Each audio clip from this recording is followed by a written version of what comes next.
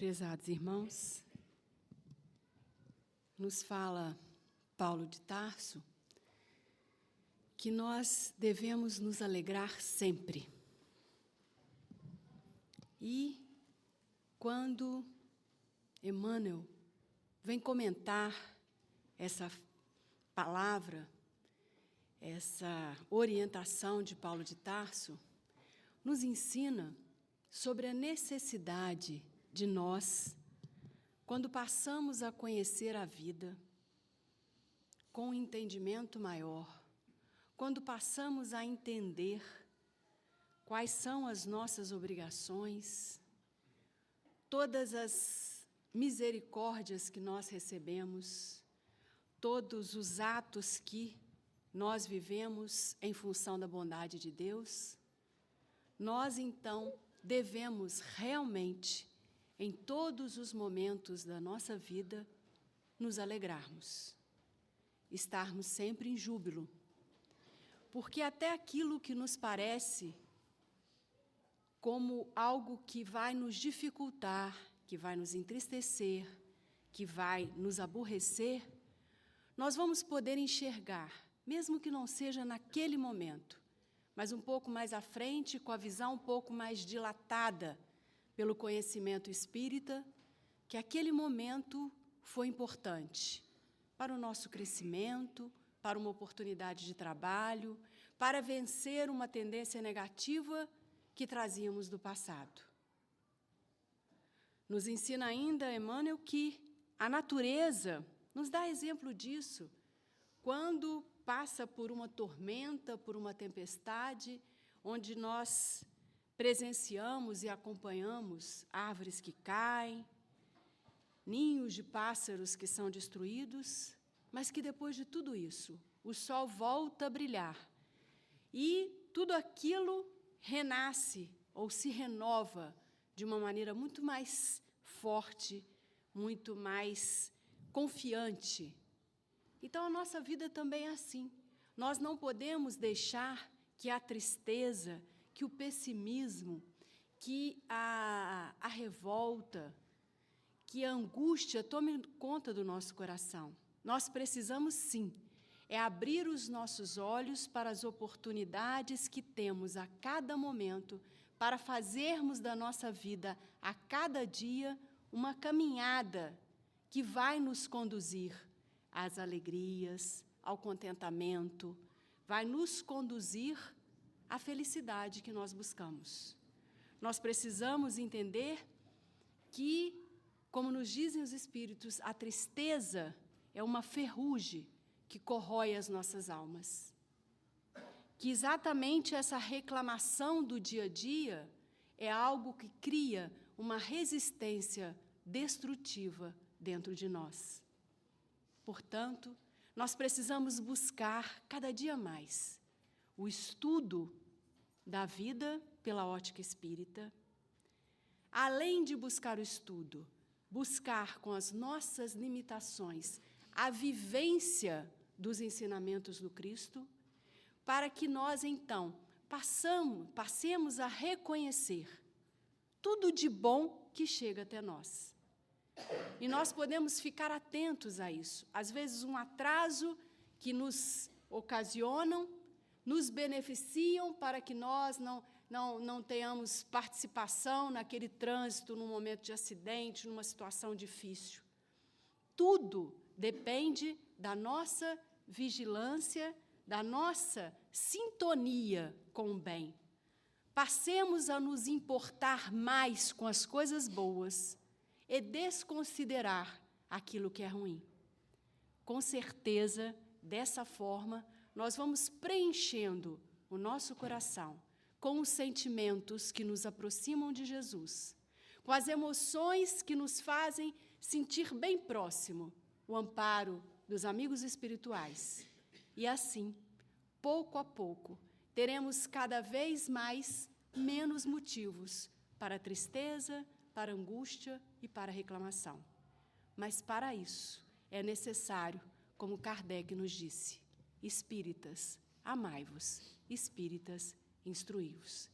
Que Jesus nos ajude e nos ampare e fortaleça no nosso ideal de amor e de estudo, para que possamos todos nós crescer sempre para a frente e para o alto. Que Jesus nos ampare e ampare o expositor dessa tarde, nosso irmão Irie. Que assim seja.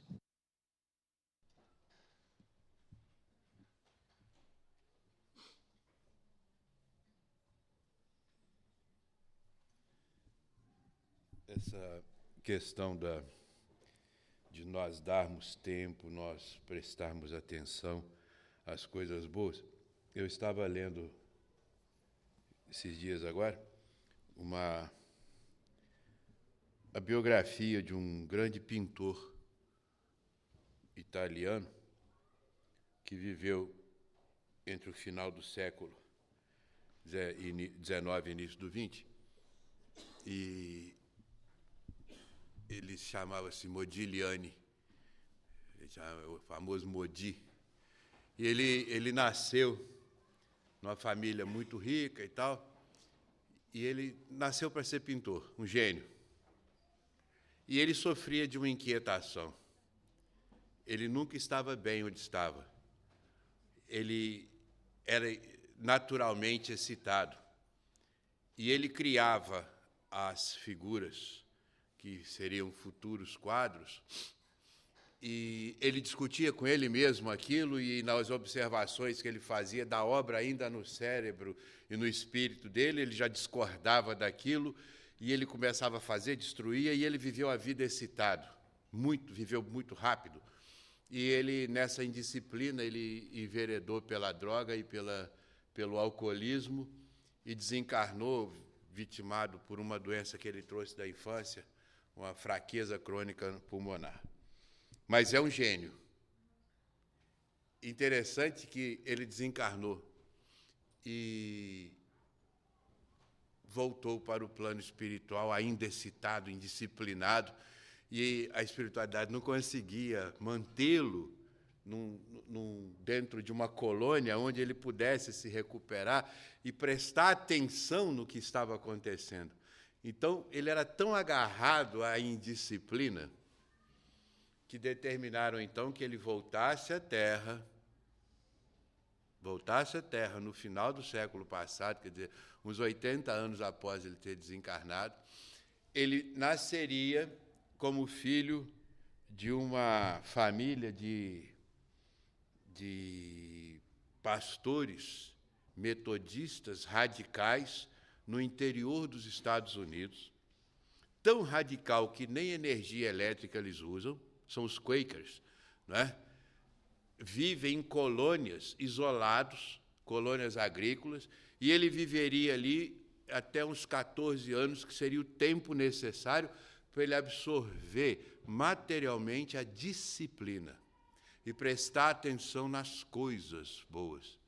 Então, ele veio, reencarnou, viveu até os 15 anos, desencarnou e voltou para o plano espiritual para poder ter uma condição razoável de preparar uma outra reencarnação para ele poder progredir.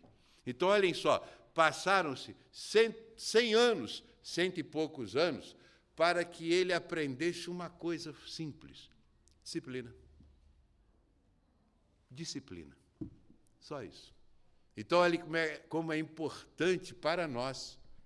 Quanto tempo nós perdemos com as nossas indisciplinas. Outro dia, um senhor, conversando comigo, falou assim: meu filho, que coisa, né? Eu tenho 70 e tantos anos, estou aqui agora aprendendo uma porção de coisa, e fiquei pensando, lembrando da minha vida, quanto tempo eu andei e quanto distante eu fui para fazer coisa errada. Quão longe eu fui para fazer coisa errada. Agora tem que voltar tudo para corrigir. Então, essa questão da disciplina é fundamental. É importantíssima para a nossa felicidade. Sem a disciplina, nós não seremos felizes.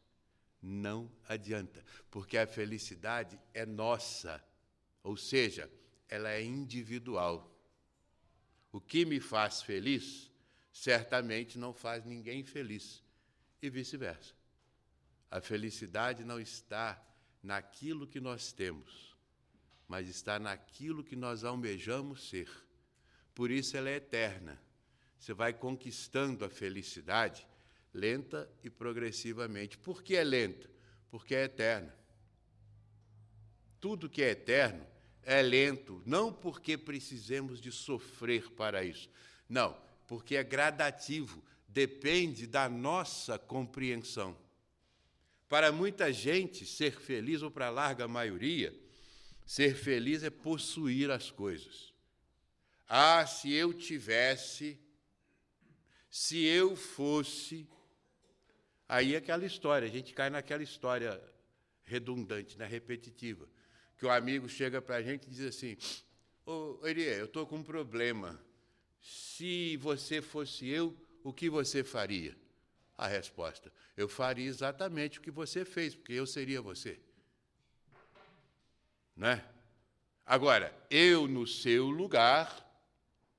Então, a felicidade é assim. Nós vamos conquistando à medida que nós compreendemos o que é ser feliz. Por isso, ela é eterna. Nós tendemos a confundir felicidade com alegria. Fulano é muito feliz, ri à toa. Não é.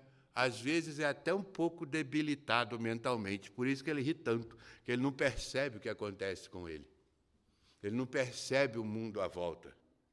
Fulano, outro ali, coitado, é tão sério, né? A vida para ele é tão difícil. Não, ele é sereno. Ele passa, tranquilo, suave. Ele não é triste.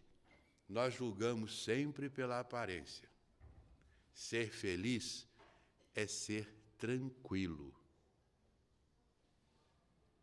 Ah, que Deus me dê condições para que eu possa ter paz de espírito.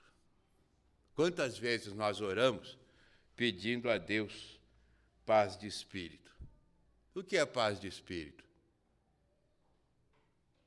Tem gente que acha que estar em paz é estar absolutamente inerte.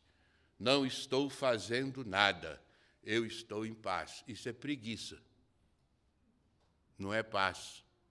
Paz é serenidade.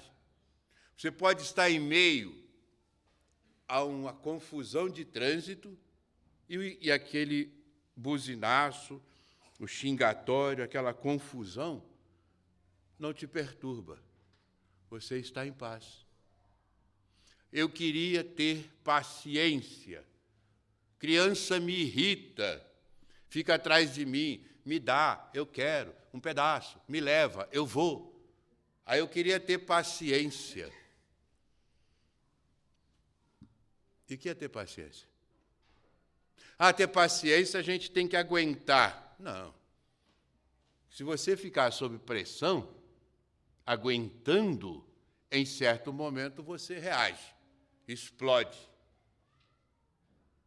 A paciência é resultado, não é um estado.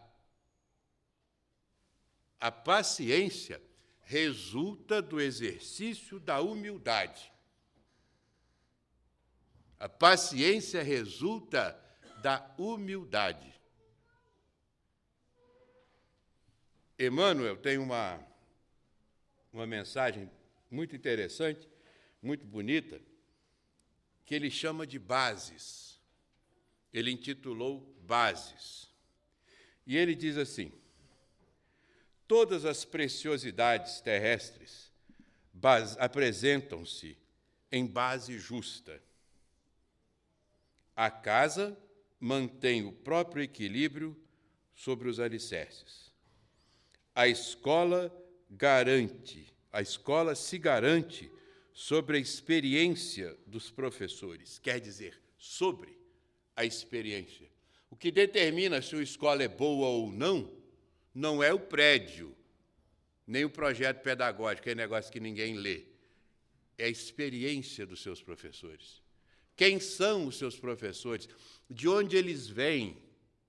O que eles pensam? O que eles sentem? São todos doutores, não interessa, mas o que eles sentem, como eles lidam, isso é que sustenta uma escola. O carro movimenta-se, ele apoia-se para movimentar no combustível. Pode ter um motor maravilhoso, um estofamento de couro, se não tiver gasolina ou álcool, não anda. Essa é a base do carro. A flor se escora na planta que a produz. O mel procede da colmeia. A fonte surge do nascedouro. E assim também se expressam os sentimentos humanos. É fundamental reconhecer que a paciência baseia-se na humildade. E foi tudo que Emmanuel falou com Chico. Pedia a ele que ele tivesse o quê? Disciplina. Para se ter disciplina, tem-se que ter paciência. Para se ter paciência, tem que se treinar a humildade. E o que vem a ser paciência? De uma maneira simples. Ser paciente, ter paciência, é você suportar dores, incômodos, infortúnios, aborrecimentos, sem queixa, sem se queixar, e até com certo grau de resignação. Não é aquela coisa do católico beato, que fica batendo no peito, minha culpa, quer dizer, eu mereço. Não, não é isso. O resignar-se é, eu estou segurando essa onda. Estou. Então, algo eu fiz para merecê-la ou para me fortalecer.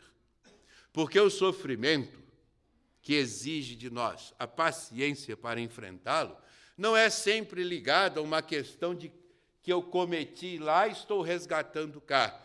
É até, às vezes, ou muitas vezes, um exercício de crescimento. Eu estou enfrentando esse parente, esse chefe, esse colega de gênio difícil, para quê? Para treinar a minha paciência, porque no porvir talvez seja útil para algo. É isto. Paciência é a capacidade de suportar dores. Dores. E a humildade, esta emoção tão distorcida que eu chego a ficar chato quando eu falo. Eu evito até um pouco falar de humildade, porque eu fico muito chato, eu fico repetindo, porque as pessoas, principalmente depois que um certo analfabeto muito orgulhoso governou esse país, passou-se a usar a humildade como condição social. Comunidade humilde, fulano é humilde, não sei o que é humilde. Humildade não é condição social. Humildade não é status. Humildade é condição espiritual. Aquela comunidade ali não é humilde, não, ela é abandonada. Aquilo é uma favela. Está cheio de rato, pulga, barata, piolho, esgoto e abandono. Não tem ninguém humilde ali, não. Aquele sujeito que está ali tomando conta do carro ilegalmente, se você não der a gorjeta para ele, ele te arranha o carro, ele não é humilde, não. Ele é humilhado. Humildade significa primeiro significado do sujeito que é humilde. É o homem, a pessoa que respeita o outro. Respeito. O sujeito fala alto, ele se cala, não importando. Ele respeita o outro, não porque ele o teme, mas, olha, você está gritando comigo, eu vou ficar quieto para você ver como você é mal educado. Isto é humildade. Ser humilde é aquele que não reage na mesma força com o que vem de lá. A humildade significa modéstia. Modéstia. Não existe quase nada mais irritante do que o sujeito orgulhoso. O orgulhoso incomoda. Ele pode ser ótimo no que ele faz, mas o orgulho dele empana a beleza, quer dizer, ofusca a beleza daquilo que ele faz. Então, humildade é respeito, modéstia, reverência. Reverenciar as pessoas é sinônimo de humildade. Tem gente que tem vergonha de dar bom dia, boa tarde, boa noite, agradecer. Às vezes nós estamos conversando com uma pessoa que conhecemos de vista, mas nós não temos a mínima noção de quem é. A pessoa está conversando tete a tete com você, você fica, quem é essa pessoa? Eu não sei o nome. E a gente leva o papo naquele embromation, naquele enrolation danado, fica aquela conversa meio de lado, meio de quina, e você não tem a coragem de reverenciá-lo. Fala assim, querido, perdoa, seu nome é? Oi, Deus, meu nome é fulano. Desculpa, valeu. Dá um abraço nele. Aí a conversa flui, gostoso, bacana. Mas nós, arrogantes que somos, achamos que todo mundo gosta de conversar conosco, nós não damos a mínima importância para a reverência. Entramos no elevador, aquele monte de gente olhando para a gente olha por cima da tampa do coco de todo mundo e não damos nem bom dia. Viramos de costas, saímos, não existe ninguém no elevador. Chegar, bom dia, boa tarde, obrigado, valeu. Lê o nome do garçom no crachá. O crachá não é composição da farda, não, é para identificar. Você dá aquela olhadinha. Ô, fulano, por favor, o cara cresce. Por que ele cresce? Você falou o nome dele, você tirou do anonimato, você tirou do comum. Você está reverenciando a pessoa física e não jurídica, o garçom. Não, é o Antônio, o garçom. Tinha um colega nosso que, na época que não se usava crachá, ele fez uma estatística e chegou à brilhante conclusão que nos restaurantes que ele frequentava, a maioria dos garçons chamava Marco Antônio. Aí ele chegava no restaurante, o garçom via, bom dia, doutor. Ele abraçava você, e aí, Marco Antônio, tudo bem? Claro, doutor, tudo ótimo. Ou ele acertava, ou o sujeito ficava feliz, pelo menos foi confundido. Mas ele fez reverência. Isto é um sinônimo de humildade na nossa rotina.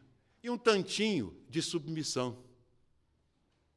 Se vocês fizerem uma pequena avaliação, vocês vão ver que a maioria dos casamentos se dissolve, dos relacionamentos se dissolve, porque um ou os dois não aceitaram, em dado momento, um cadinho de submissão. Por que eu tenho que fazer isso e ela não? Por que eu tenho que fazer e ele não? Passamos de uma relação para uma reação, para uma disputa. Eu ganho mais, então eu posso mais. Submissão não faz mal, não. Não é humilhação. Está deitado, bonitinho, descansando e tal. A esposa assim, vai ali embaixo na padaria, compra um pão. Ah, vai você. Ô, gente, onde está a educação?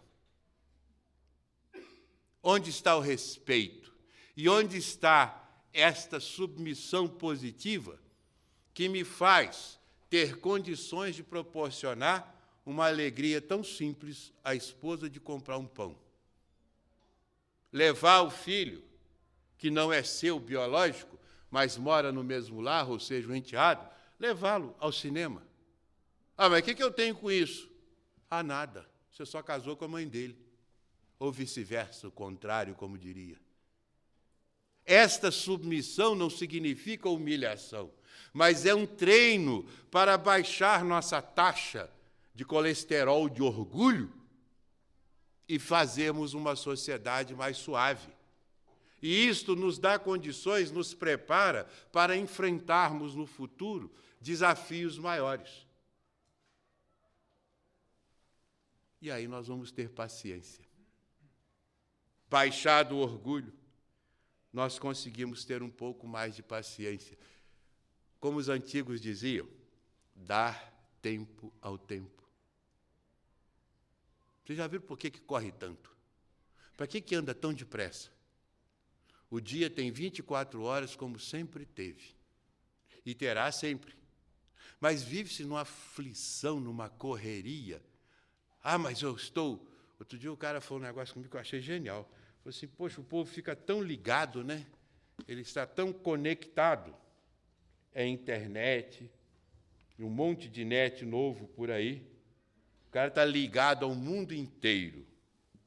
E é tão ligado que ele é incapaz de saber o horário de estudo do filho dele.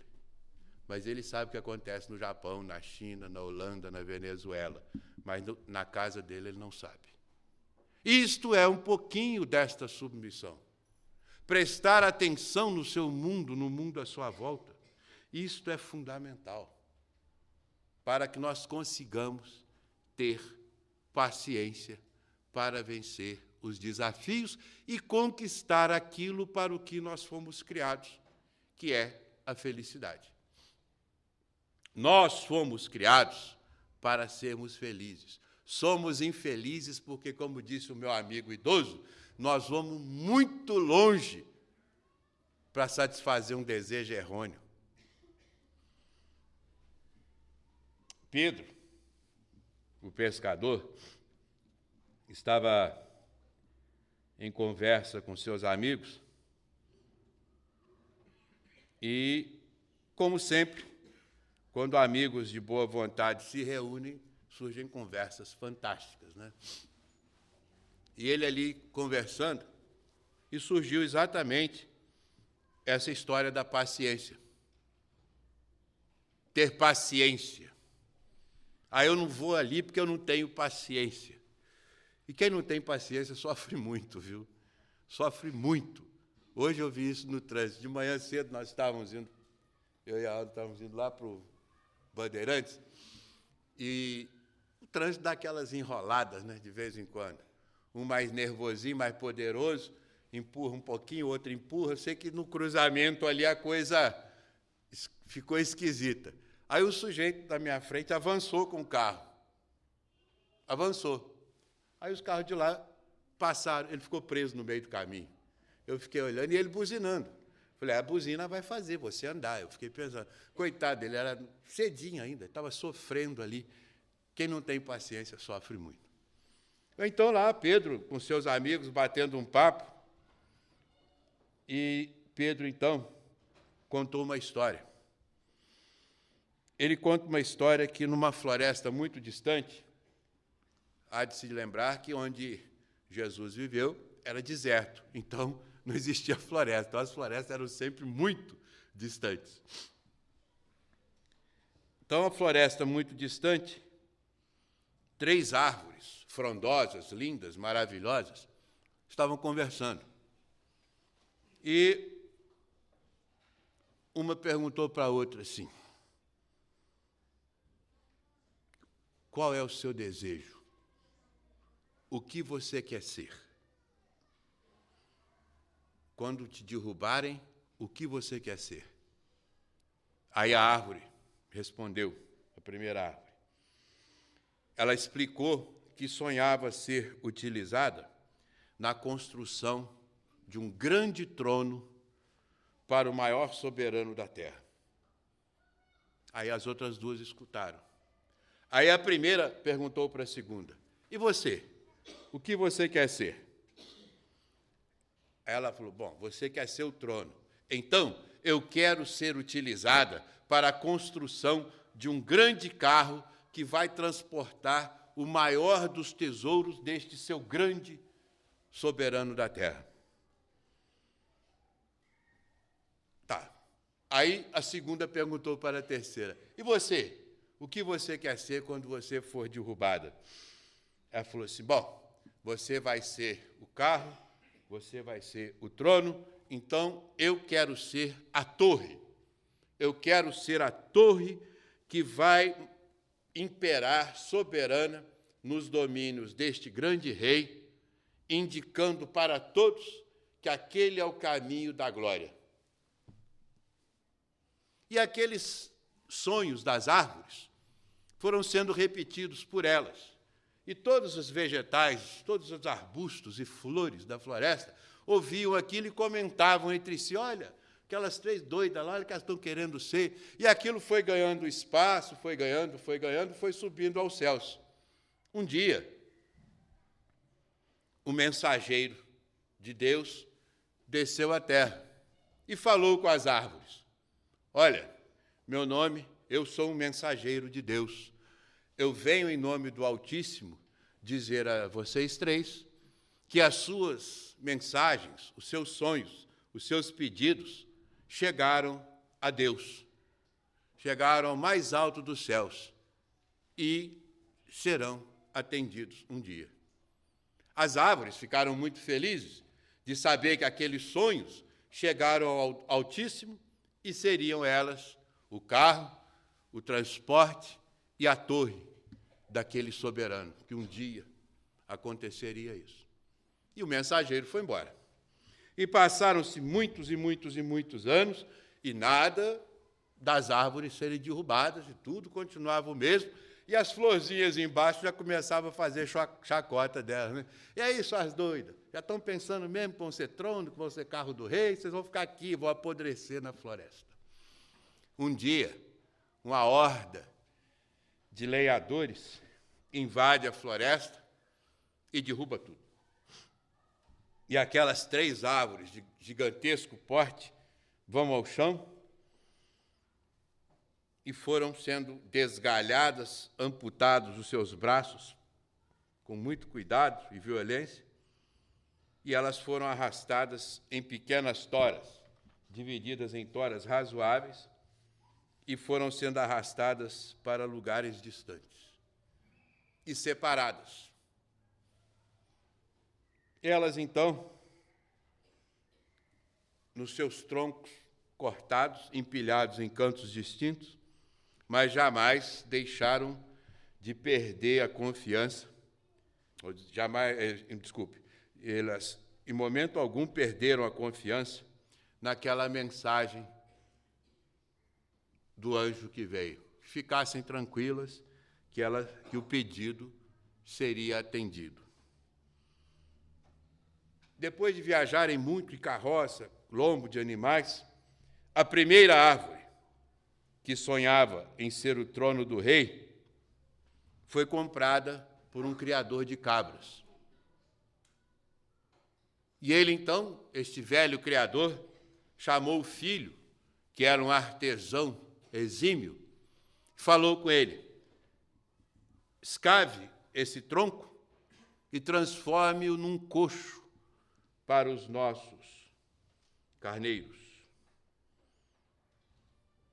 E ali, naquela árvore que sonhava em ser um trono, foi escavado um tronco, um coxo.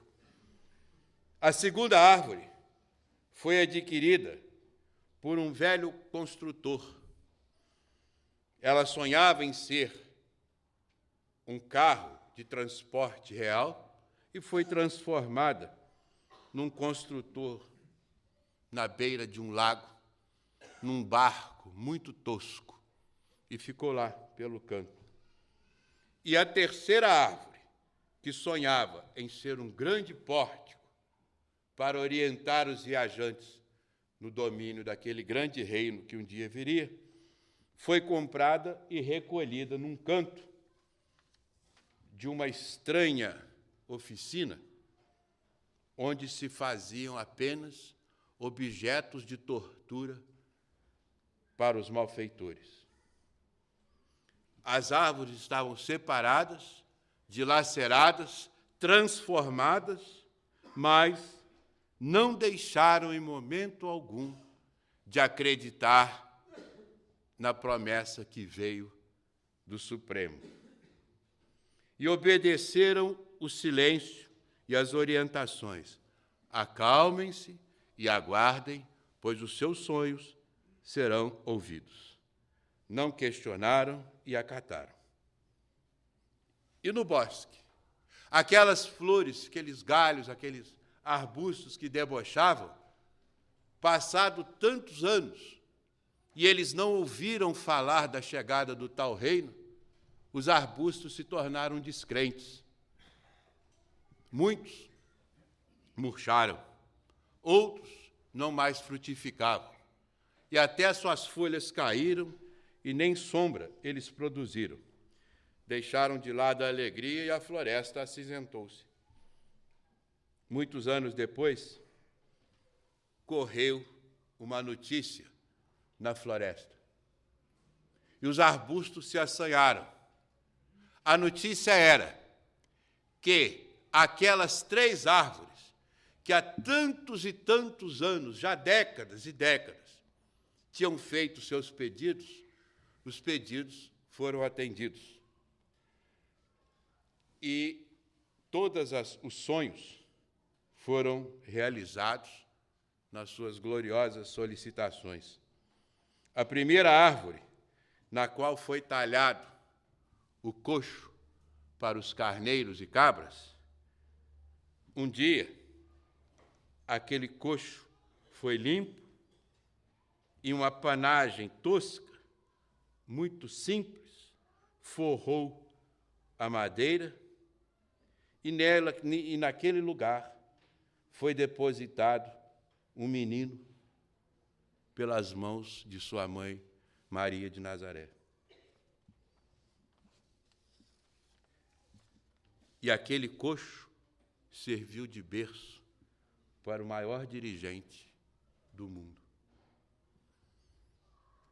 O segundo tronco, talhado pelo pescador, que virou uma canoa singela, serviu de transporte para que Jesus cruzasse de um lado ao outro o lago para divulgar o Evangelho. O terceiro tronco, que foi jogado no depósito estranho, foi transformado apressadamente numa cruz na cidade de Jerusalém. E esta cruz seguiu o Cristo para o alto do monte. E ali, ereta, valorosa, guardou-lhe o coração torturado, mas repleto de amor. No extremo sacrifício do Cristo, aquele tronco foi transformado no marco para toda a humanidade, no marco do caminho a se seguir para o reino celestial. Então Pedro conclui: em verdade, meus amigos, diz ele, todos nós podemos endereçar a Deus em qualquer parte, em qualquer momento, em qualquer lugar, as mais variadas preces. No entanto, nós todos precisamos cultivar a paciência e a humildade para esperar e compreender as respostas de Deus. Fiquemos com Deus.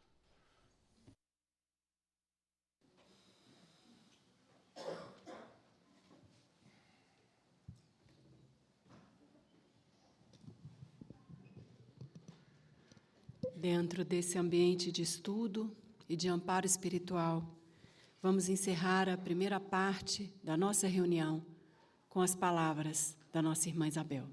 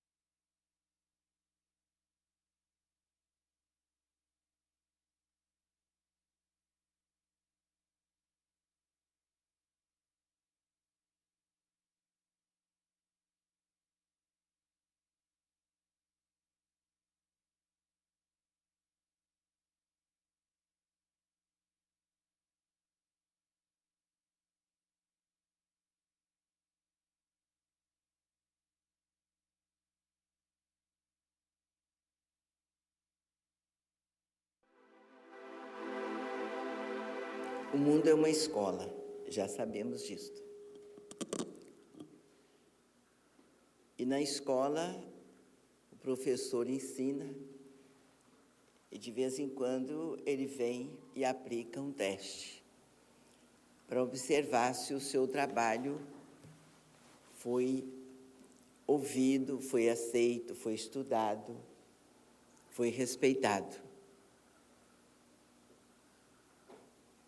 Como o mundo é uma escola, nós também recebemos aulas da espiritualidade que, através dos trabalhadores encarnados, por menores que sejam, são trabalhadores do Evangelho, procurando melhorarem sempre, para que melhor apliquem as lições recebidas e aceitas por eles.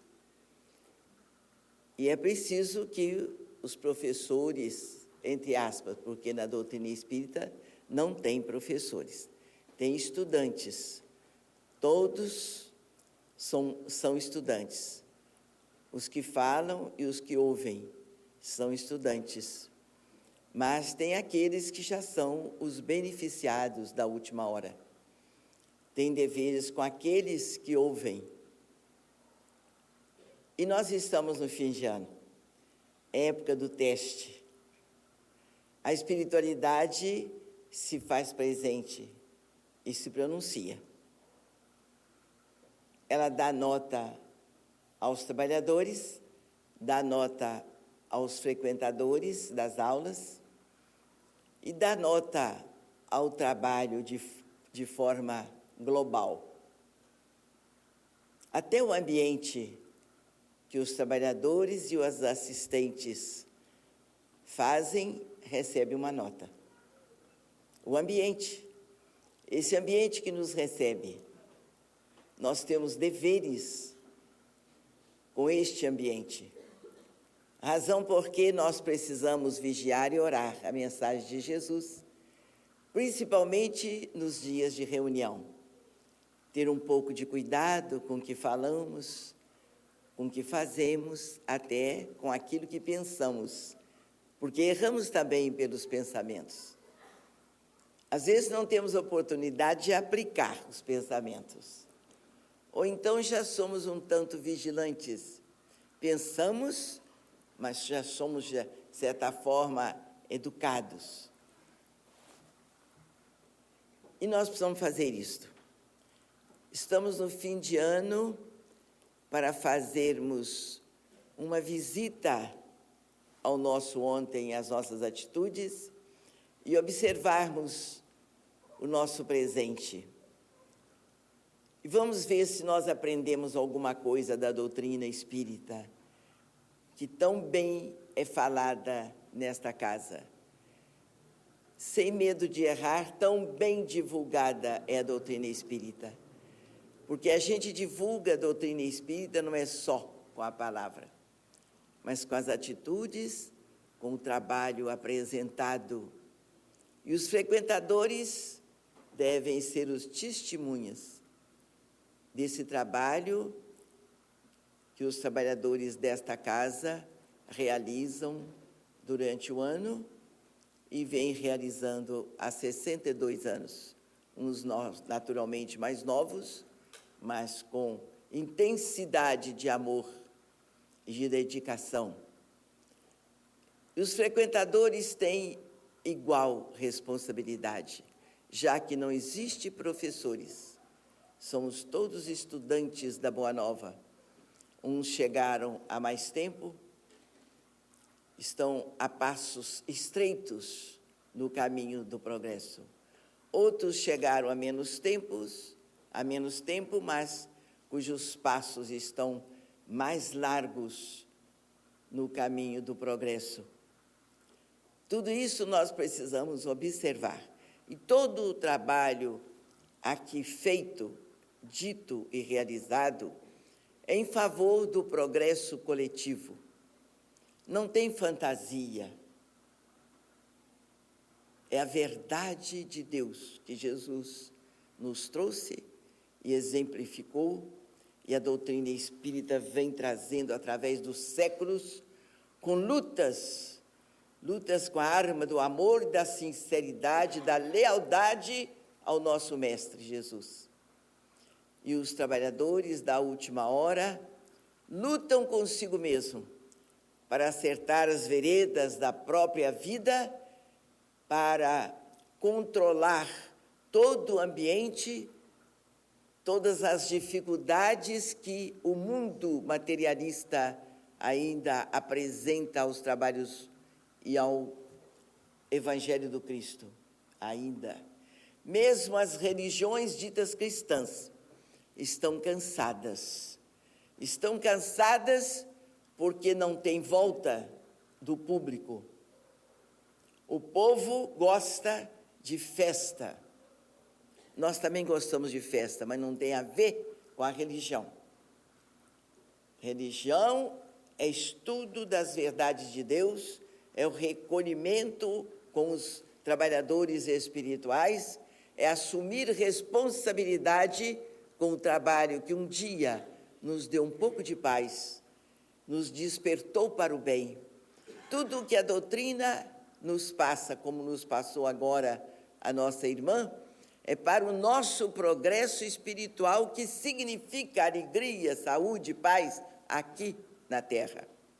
Quando se fala em espiritual, a maioria pensa de depois do desencarne, depois da morte do corpo. Não é assim. Falamos em espírito e espiritualidade porque nós somos espíritos.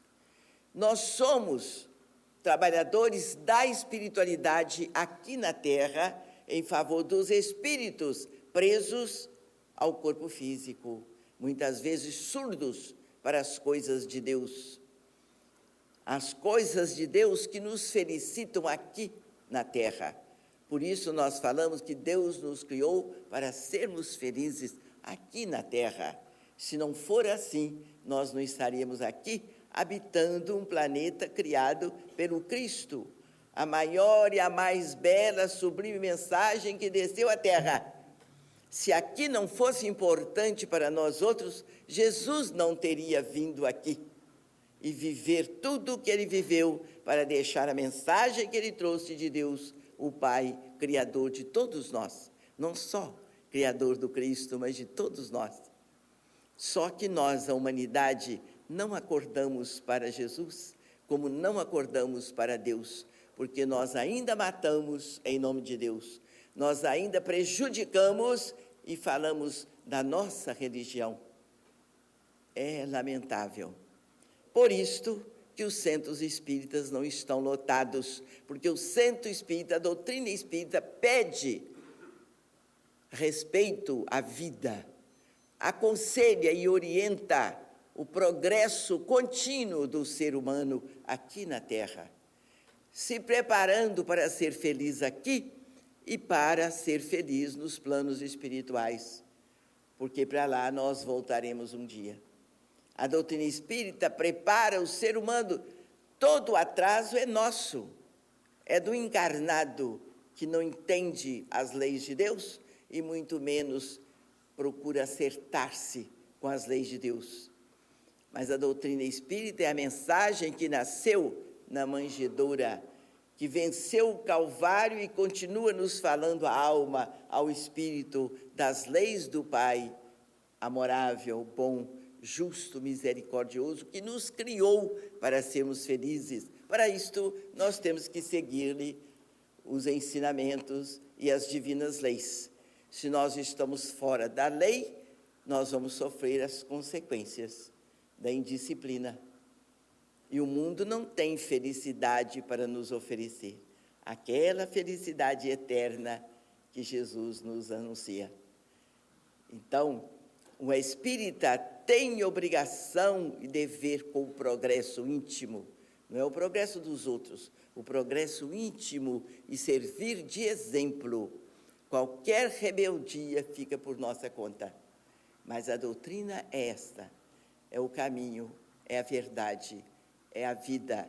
Então, nós queremos folga, facilidade, por isso ficamos pela rua, pelo cinema, pelas distrações, ao invés de virmos estudar a doutrina espírita, com o passe ou sem o passe, mas aprender para melhor sabermos buscar da fonte inesgotável.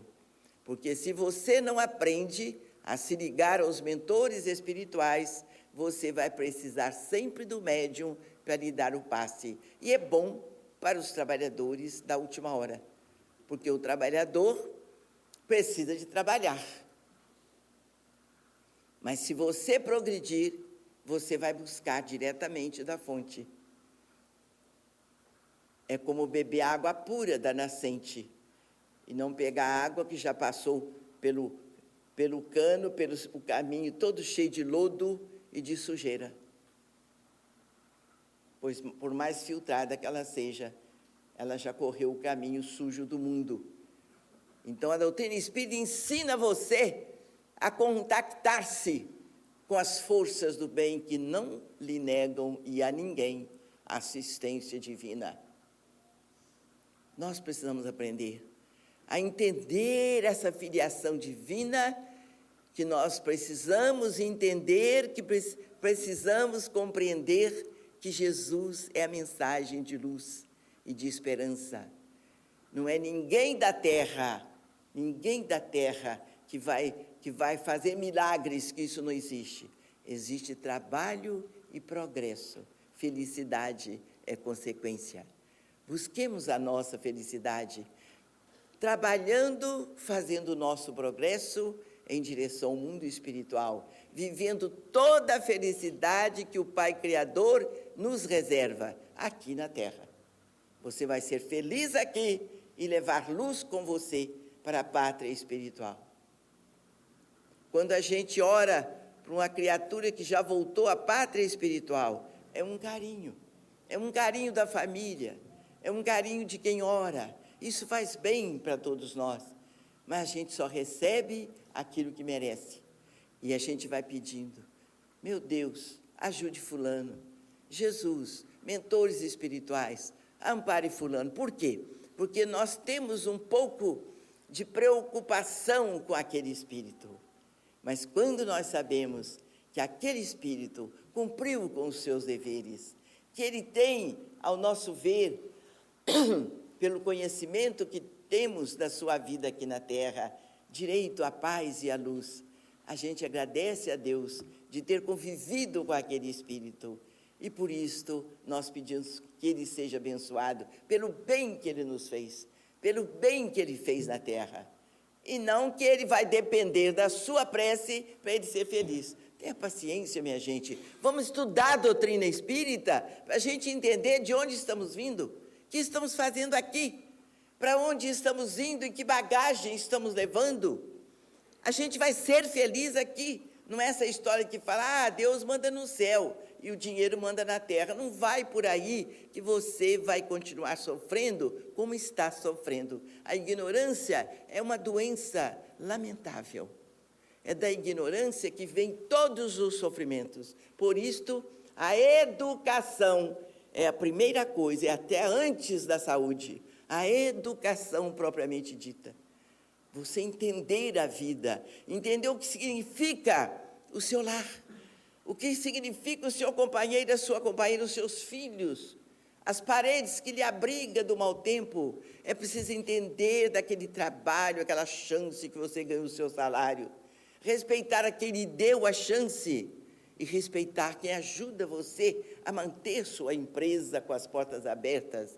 Respeitar o povo que passa pela rua. Ninguém respeita ninguém. Agride, ataca, mata, rouba. Corrupção uma em cima da outra. É falta de Deus da compreensão. É falta de entendimento que é um espírito que já o corpo vai cair sem vida e o espírito vai ser chamado à responsabilidade. Fulano morreu, fez tanto mal a todo mundo, roubou tanto, o que é que ele ganhou do mundo? Nada. Se deixou dinheiro, deixou para quem ficou. Ele não levou nada. Ele vai sofrer as consequências dos erros cometidos na terra, da falta de respeito ao próximo. O nosso próximo é o degrau que nós temos para o nosso progresso espiritual, seja parente carnal ou não. O parente carnal é um dever, é uma obrigação, é um tal de orgulho que nós temos. Ah, o meu filho, meu marido é maravilhoso, a minha esposa bacana, tudo isso é maravilhoso. Mas você ter pena do semelhante que você nem nunca viu, ser com essa pessoa educada, respeitador, ajudar, proteger, são os seus degraus. É uma beleza a convivência com educação de vida, respeito, ética de vida. Precisamos entender isso, e doutrina espírita é isto, é a ética do Cristo, é o amor que o Cristo vivenciou, é o perdão que ele soube distribuir, é o amor de Deus encarnado.